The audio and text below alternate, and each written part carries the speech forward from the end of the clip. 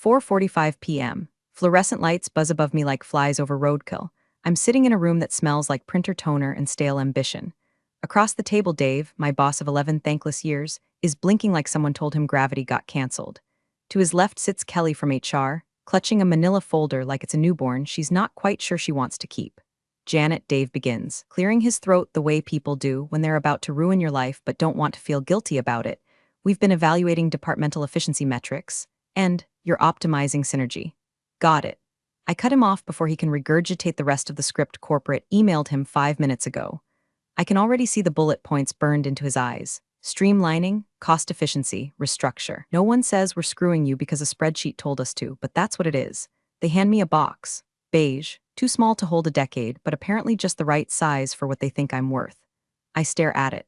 Then I look at Dave, who still can't quite meet my gaze, and I wonder how many unread emails he has from me warning about the biometric system, about how it was meant to be temporary, about how they never gave me the budget to fix it properly.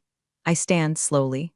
No tears, no tantrums, just the kind of eerie calm that usually comes right before an electrical fire. As I reach for the door, I toss one final breadcrumb, laced in sweet poison.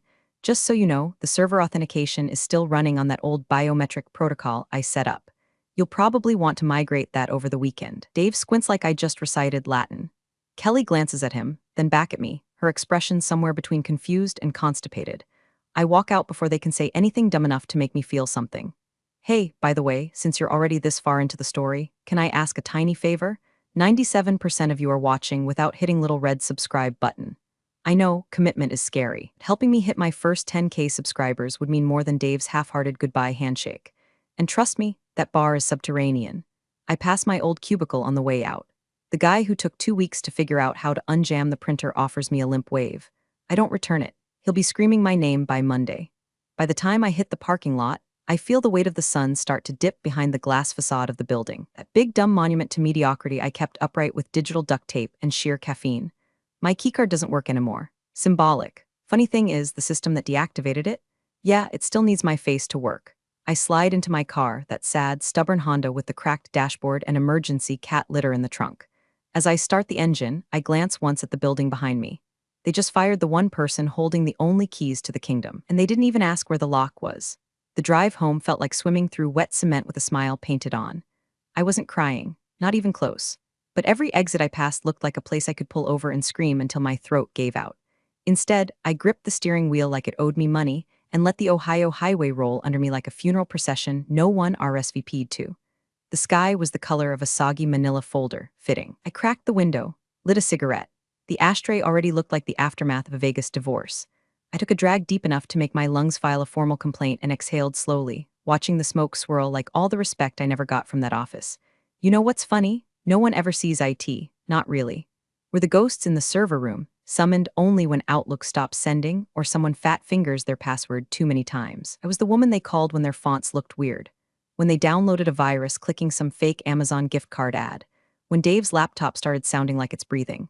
That one turned out to be a mouse living in the fan. True story. And through all of it, I stayed. 10 years of fixing problems before they even knew they had them. You know how many firewalls I configured? How many ransomware attacks I stopped? How many times I kept them from being turned into a headline and a lesson? They didn't care. I remember the budget meeting. Oh yeah, crystal clear. Some bright-eyed intern suggested switching to a cloud-first model, and everyone nodded like they understood what that meant. I brought up the aging server rack, originally purchased during the Bush administration, and suggested we finally replace it.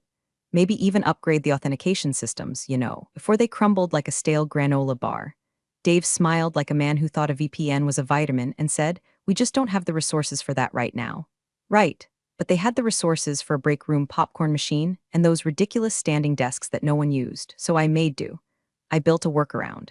I implemented the biometric lockout not out of malice, but out of desperation, because it was either that or let their data rot under a cascade of brute force attacks from Belarus. I even documented it. Sent emails, made recommendations, filed reports. They ignored everyone. It wasn't revenge. Not then, it was survival. But now there's a quiet little seed in my chest that started to sprout. It's not rage. Rage burns hot and quick. This is colder, slower, more deliberate. It's the feeling of being overlooked one too many times and realizing maybe being invisible has its perks. I pull into my driveway. My house is quiet, the kind of quiet that doesn't ask anything from you. I sit in the car a moment longer, engine ticking as it cools down, and stare into the middle distance. You know what no one ever asked? No one ever said, "Hey Janet, what happens if you leave?" Well, they're about to find out. Saturday morning. I woke up before the sun, not because I was anxious, though I was, but because my body had forgotten how to sleep past 6 after a decade of 3 a.m. server alerts and urgent password resets from Dave's iPad. I stood in my kitchen, barefoot, wrapped in an old hoodie that smelled like dryer sheets and resignation. Coffee brewed slow and steady, filling the air with that burnt bean comfort I didn't know I needed. Then I powered up the pressure washer. Not out of rage, out of purpose. There's something poetic about stripping grime off concrete while your former employer's internal systems are collapsing like a Jenga tower at a toddler convention. I wasn't gloating. Not yet. I was scrubbing, deep cleaning, removing a decade of moss, algae, and psychic debris. I imagined each swipe of the water blade erasing another overlooked contribution. Firewall configured on Christmas morning. Recovered Dave's files after he spilled La Croix on his SSD. Set up two-factor authentication only for them to bypass it with post-its. The more I cleaned, the calmer I felt. My patio started to look like something from a Home Depot commercial, minus the happy marriage. I turned off the washer, wiped my face, and stood back to admire the freshly sanctified cement. It gleamed, not unlike my conscience. I didn't touch my phone all day, didn't check emails, no Slack, no Teams, no desperate "Hey Janet" quick question messages. I buried it under a dish towel and let the digital world scream into the void. That silence? Delicious. Sunday, I tackled the pantry. Alphabetized every spice jar, wiped down every can, and tossed expired sadness like artichoke hearts 2017 into the bin. My body moved with a rhythm I hadn't felt since before they started calling me tech wizard. Like it was a compliment instead of an excuse to dump 5 people's jobs on my plate. I found 3 bottles of soy sauce and exactly 0 self-pity. By noon, I had an emotional clarity that bordered on psychopathic. Not numb, serene. Like I was sitting on a hill, watching a forest fire I didn't start and wouldn't stop. And somewhere deep inside that smoke, I knew someone had finally tried to reboot something they shouldn't. Still, I didn't check. Let them sweat. By Sunday night, my phone was vibrating in pulses, voicemails stacking up like unpaid bills. I turned it face down, poured myself a glass of Pinot Noir, and sat on my freshly cleaned patio with a blanket over my lap and mittens curled beside me like a judgmental loaf of fur. The night air smelled like wet leaves and consequences. I watched the stars, listened to the chirp of crickets and distant tire hum. The world kept turning, utterly unaware that somewhere in an office park across town, a dozen grown adults were screaming at their monitors like angry toddlers at a vending machine. Revenge? No, I didn't lift a finger. That's the beauty of it. When you've been the silent backbone of a digital kingdom for 10 years, all you have to do is stop. And then wait. Let them try to fix it without the ghost. Monday morning arrives without fanfare. No alarms, no corporate pings. Just the low gurgle of my coffee maker and the soft creak of an aging house that's finally exhaling with me. I wrap both hands around my mug like it's a sacred relic and step out onto the patio that now glistens like a polished headstone. My throne, my altar, my holy ground of quiet revenge. The sky is that buttery soft gray Ohio does so well, muted heavy, promising rain or redemption. I sit in my patio chair, blanket across my knees, mittens at my feet like a tiny, disinterested sphinx. Somewhere down the street, a garbage truck lets out a mechanical groan. The world is waking up, but not their world. Their world is already screaming, and I won't even look. I sip slowly, like each drop of coffee is a meditation. My phone sits face down on the kitchen counter inside, vibrating every few minutes like a dying cicada. I don't move, I don't twitch. I let it happen. I want it to happen. Because somewhere right now, the first poor bastard just clocked in, sat down, and hit the power button on a machine they assume is loyal. Screen flickers on, cursor blinks, then nothing, then something. I picture it, that confused little squint, the tapping of keys, the futile jiggle of the mouse. Then the reboot, the triple sigh. The call to Dave, who's probably already sweating through his company logo polo. And somewhere between the second, "Have you tried unplugging it?" and the 12th, "I don't know, it just won't let me in," real panic starts. Because this isn't a glitch. This is a haunting. The biometric lockout protocol I installed was never flashy. It didn't announce itself with sirens or skull and crossbones. It was elegant, quiet, a system of silent thresholds and checks that relied on one very simple fact. Only I could approve access. It was meant to protect them. Now it protects me. I picture Kelly from HR, squinting at her screen, tapping the keyboard like it insulted her mother. I imagine the marketing guy, what's his name, who always wore ironic socks and couldn't open a PDF without texting me, frantically Googling how to fix computer on his phone while his desktop refuses to obey. I imagine Dave finally realizing something isn't right. It must be so loud over there. Phones ringing, meetings failing, panic bubbling through khaki corridors, and here I am, watching birds pick at the seed I scattered yesterday. Blue jays, mostly? loud, aggressive little creatures. Fitting. One of them flaps onto the back of my chair and stares at me like it's trying to decide whether I'm worth the trouble. I raise my mug in salute. Mornin' chaos, I say softly. It's not vengeance. Not exactly. It's the absence of obligation. The pleasure of knowing I no longer owe them my breath, my time, or my genius. And every minute I don't pick up that phone, the value of my silence grows. I lean back, let the warmth of the mug seep into my palms. Let the empire rot. This patio is my cathedral, and today I worship the sound of nothing. At exactly 9:15 a.m., the silence fractures. The first buzz is soft, barely noticeable under the hum of my kettle boiling for cup number 2. I let it pass. The second one follows a second later, sharper this time. Then comes the third, like a dog whining at the back door after tracking mud through a house it never built. I walk to the kitchen and glance at the screen. 3 words. Janet, it's chaos. Below it, a string of frantic emojis and a follow-up from Mason, the junior graphic designer with anime hair and a heart too soft for that toxic cave of beige walls and management jargon. Nobody can log in. The screen's there weird. Are you okay? Please tell me you're okay. I stare at his message like it's a telegram from the front lines. And then it starts. The flood, buzz, voicemail from Dave, first of many. I don't play it yet. I want the moment to steep like strong tea. Instead, I set the phone down, pour my water over a fresh bag of Earl Grey, and stir slowly, listening to the voicemail icon blink at me like a ticking bomb. I press play. Janet, hi, listen. We've got a situation here. I'm not pointing fingers or anything, but the network something's very wrong.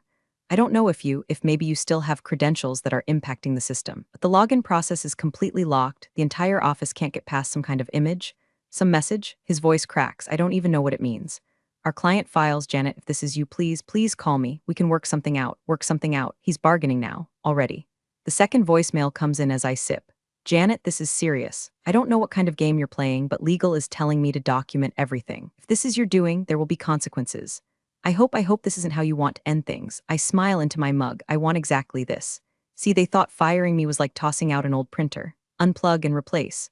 No one thought to ask what happened when the printer was the power source, the firewall, the architecture, and the ghost in the goddamn machine. Another voicemail. I don't play this one. I can already imagine the tone shift. Desperation frosted with faux authority, trying to sound in control while the building's digital soul collapses around them. I check Slack out of morbid curiosity.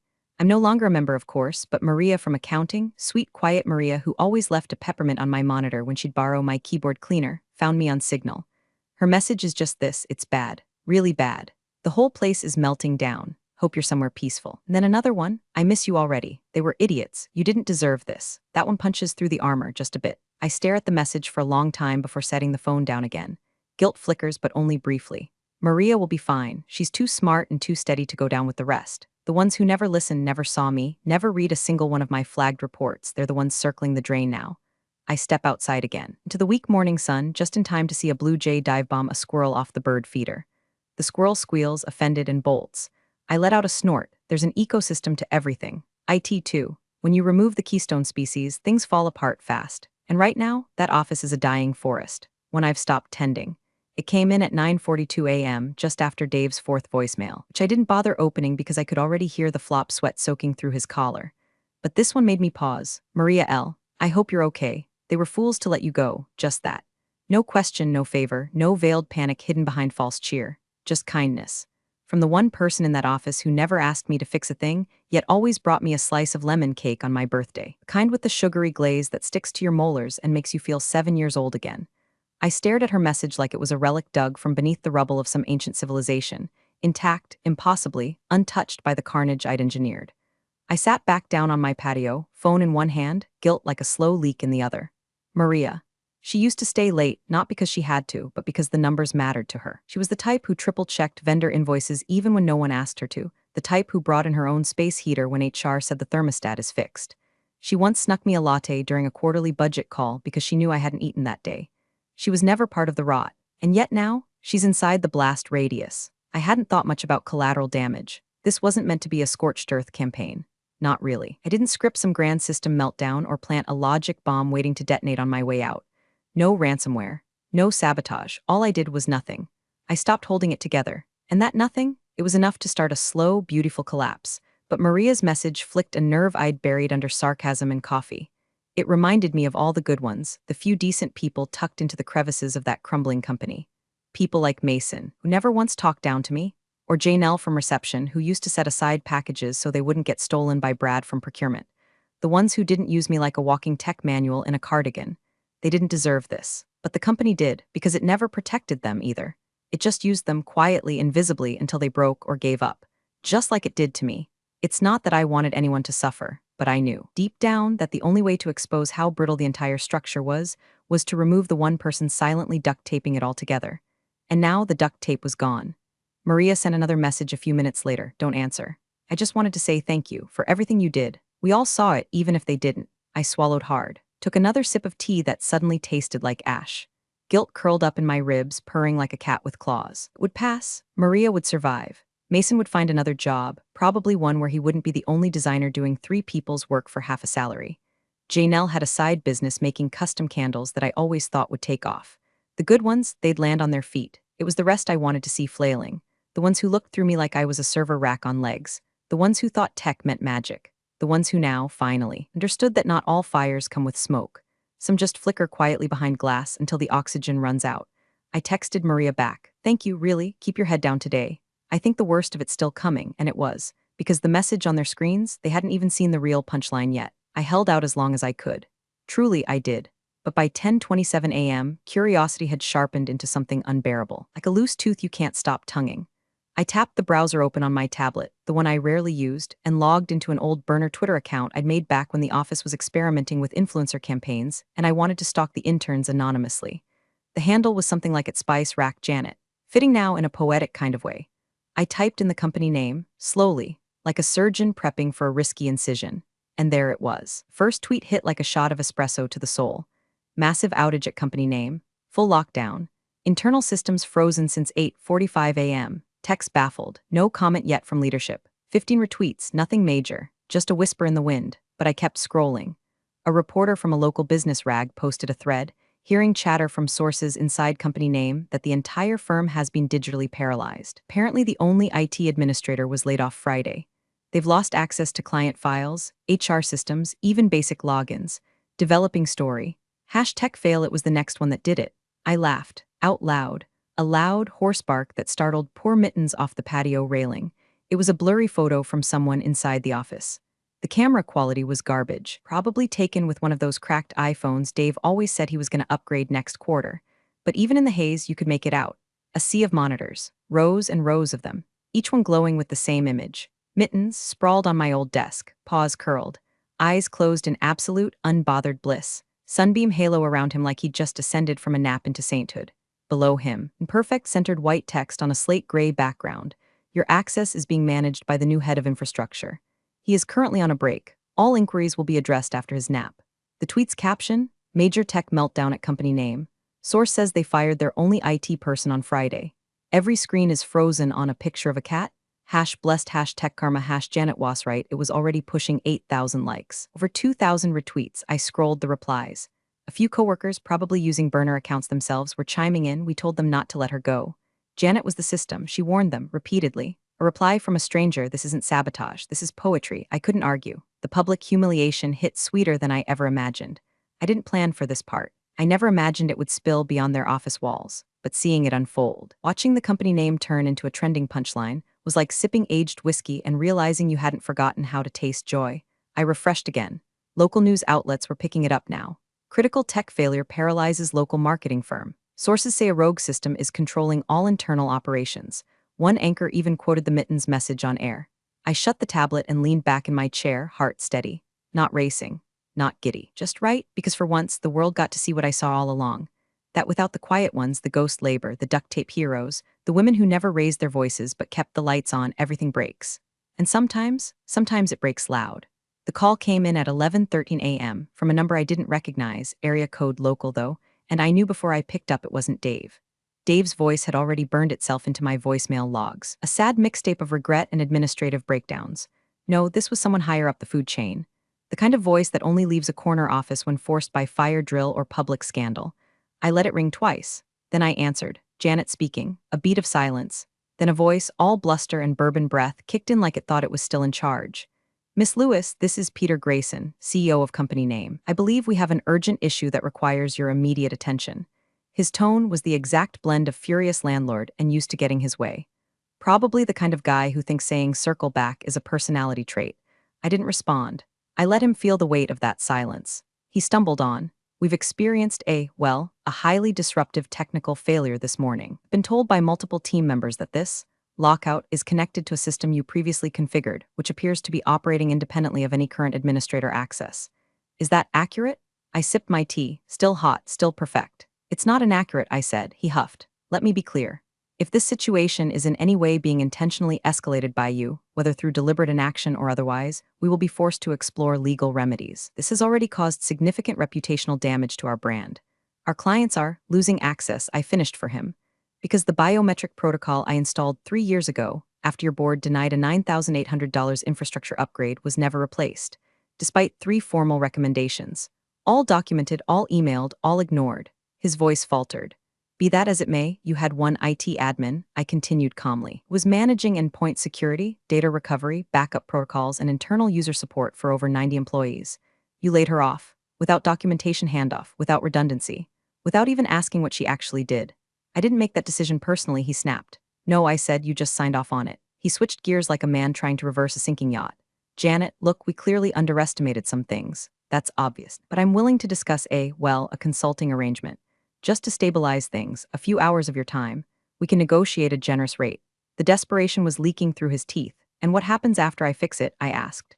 You shuffle someone into the role who doesn't understand the system, slap them with 6 extra responsibilities, and forget the lesson? His voice softened. We don't want to fight you, we just need this resolved. I let out a breath through my nose. Calm, colder than ice. Peter, I said, I warned you all repeatedly. I offered solutions. I built contingency plans. You chose to ignore everyone. I'm not retaliating. I'm not hacking. I'm not doing anything. This system is automated. It's self-regulated, secure, and tied to a single access authority. When you decided to discard, a long, ragged silence stretched between us. So you can't fix it? He finally asked. Voice smaller now? I smiled. I won't. There's a difference. Another silence. I imagined him sweating in a glass-walled conference room, legal team hovering, PR consultant Googling how to spin paralyzed by cat photo. Then I ended it. You didn't value my work, I said, calm as a glacier, so I automated it. The system is now fully managed. I'm afraid I can't help you. I hung up. Then I blocked the number. The masterpiece wasn't born from malice. It was born from a quiet afternoon, a sunbeam, and a particularly photogenic loaf of fur named Mittens. I remember the moment perfectly, 3 months before the layoff when I still gave a damn. I'd come home early after a network migration that went so smooth it made me suspicious. Mittens was passed out on my desk, head tucked into his paws, tail curled like a comma. The light hit just right, so I took the shot. Loaded my DSLR, cleaned the frame, adjusted for warmth, post-processed it until every whisker glowed like it had a tiny halo. That photo wasn't just a picture, it was serenity incarnate. The opposite of every chaotic, fire drill-laced day I'd spent under those godforsaken fluorescent lights, and now it lived on every screen in that office. 57 desktops, 8 conference rooms, reception, the CEO's twin monitors, even the ancient printer kiosk someone had hacked to run Windows XP. All of them displayed the same image. Mittens, eyes closed, curled in a halo of golden light on my desk next to a sticky note that said, "You got this." Beneath him, in soft white calibri, centered with surgical precision, was the message, "Your access is being managed by the new head of infrastructure. He is currently on a break. All inquiries will be addressed after his nap. His compensation is 12 cans of salmon pâté per week. You are already in arrears." It was perfect. Not cruel, not aggressive. Just a mirror held up to their own incompetence, wrapped in digital silk and cat hair. The best part? It wasn't even a system failure. The machines were fine, the network intact, the files all there, but the interface, the face had changed. And until the new head of infrastructure was properly compensated, nobody was getting past that screen. Somewhere in the office, they were probably debating whether this constituted ransomware. It didn't. No encryption, no payload, just an image, a barrier made of fur and pure distilled disrespect. I stood in my kitchen, drained the last of my tea, and tapped my banking app. My severance, light as it was, had landed. I transferred it to savings, labeled the transaction, stupid tax refund. Then I picked up my keys, whistled for Mittens, and headed to the pet store. We were overdue for a splurge. He rode in the passenger seat like a king, surveying his new territory. I bought him a new fountain water bowl, 3 bags of pâté, and one of those ridiculous window hammocks he always seemed interested in but never committed to. When we got home, he jumped into it without hesitation. Settled in, closed his eyes. Nap mode engaged. I looked out over my patio, the same spot I'd watched the chaos unfold from, and let out a long, slow breath. Not peace exactly, not forgiveness, but closure. The bridges weren't just burned. The riverbed was salted. The GPS still thinks the company exists, but it doesn't. Not in any way that matters. And me? I report to a new boss now. He pays in purrs and naps. And unlike the last guy, he never underestimates me. Big thanks for watching, you sneaky seniors. Subscribe to keep the coffee pot brewing revenge. Your ex-colleagues won't know what hit him.